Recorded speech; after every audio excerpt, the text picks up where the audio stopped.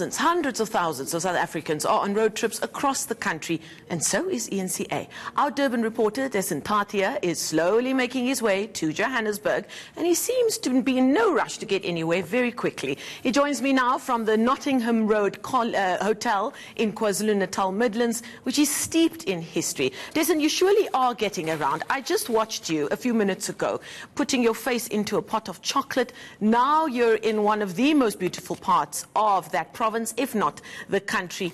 Tell us where you are. Marcel, I'm at the Nottingham Road Hotel, and yes, I am guilty. I did eat all of the chocolate, and I wasn't alone. I was with my camera operator as well, Nkaniso, and we shared that pot of chocolate. But now we are in a very special room at the Nottingham Road Hotel, and I'll tell you why. It's room number 10. If you just look at this door. And that may not mean much to you over there, but here there is an urban legend that says that very strange things take place in this room. And I have a guest with me, Kari Green. She's in real estate. She's lived in the area, in the Nottingham Road area, for about 21 years. So she knows it quite well. And she's going to just tell us a little bit about the story of Charlotte and why this room is so bizarre. Charlotte lost her lover, who was in the army, and he committed suicide. Sorry, he actually died. And in devastation and such sadness, she committed suicide, was alleged to have committed suicide in room 10. She, however, is a very friendly ghost. And I think she just pops in every now and again just to remind us of her loss and to remind us that love is all love. And it is all about her loss, and just to remind us and to share her loss with us.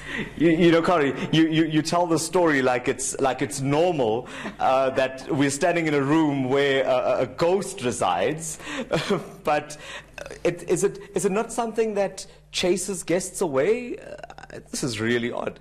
I wouldn't say so. I think because of she being a friendly ghost, she'll remind us that she's here and maybe turn on a tap. Maybe the odd person's a bit anxious, but mostly it's an attraction to the hotel. She's friendly, so she's not scary. And she's beautiful. Is this the window that she supposedly jumped out of? Yes, I believe that is the window. Yes, she jumped off there and took her life.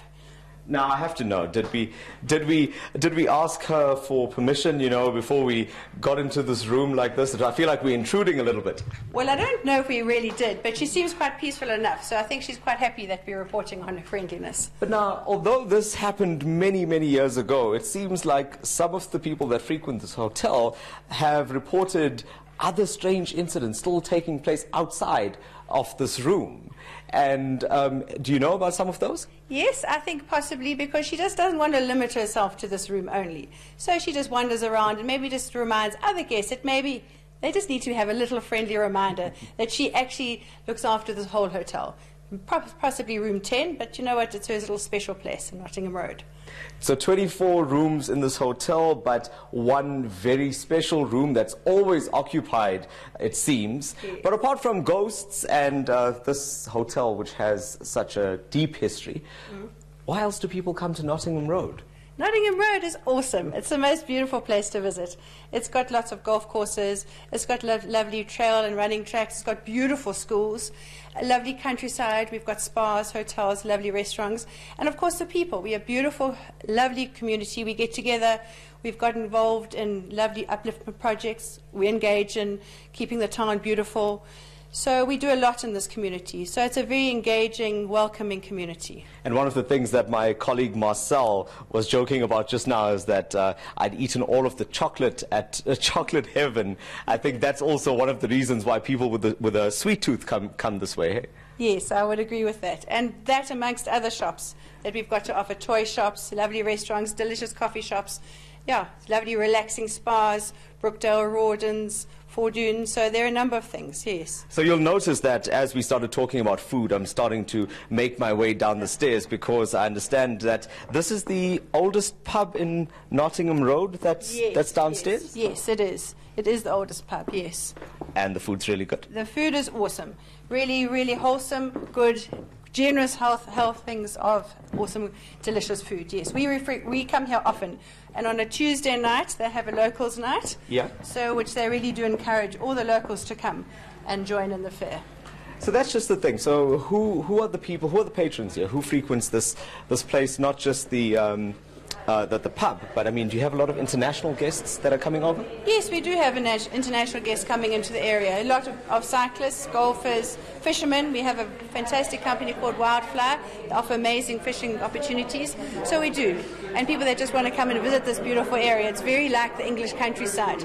So we do have a lot of international guests, yeah. Marcel, before we get into the pub, and I'm going to do that in a second, I just want Nkanyuso to just give you a sense of what the decor is here. You'll see there is a lot of activity at the moment. I'll just step out of shot. It's really beautifully done. It just is complete. It's very picturesque. Even driving in here, you've got quiet roads, a lot of greenery. There's a bit of gravel as well. And you can see that this hotel is quite popular in the area. Lots of locals coming through, as Kari said. So we're just going to make our way into the pub, which is here to my left, and see if we can grab a bite to eat. But remember, this is because Kari started talking about all this lovely food on offer here. So, Kari, won't you join me? Yes, that'll be lovely. Thank you very much. Okay, let's just have a seat over here. Kaniso, let's get a shot of some of this pub grub, as they call it, hey? Thank you for that. So tell me about this. Is this quite a popular choice? In fact, on the menu, I saw a little slogan that said, "We make the best steaks, case closed," or something along those lines. Most people, well, the Nottingham Hotel is very famous for their steak, egg and chips. That is the number one. Yeah, so I would go with that, absolutely, without hesitation, and the local beer. In fact, I was going to sample some of that. Unfortunately, I'm not driving because Nkanyuso has been kind enough to take the wheel. So I'm just going to grab that. In fact, while we continue. But Marcel, I guess this is where we're going to leave it as I indulge just a little bit. I am a passenger today, so I'll be able to enjoy this draft and some of this pub chow that you see in front of me. Dasen, why do I get the feeling that when you planned this trip, all of your stops and all of the stories you're going to tell us is going to be ending with you putting something in your mouth to eat? I feel like I've seen right through your strategy.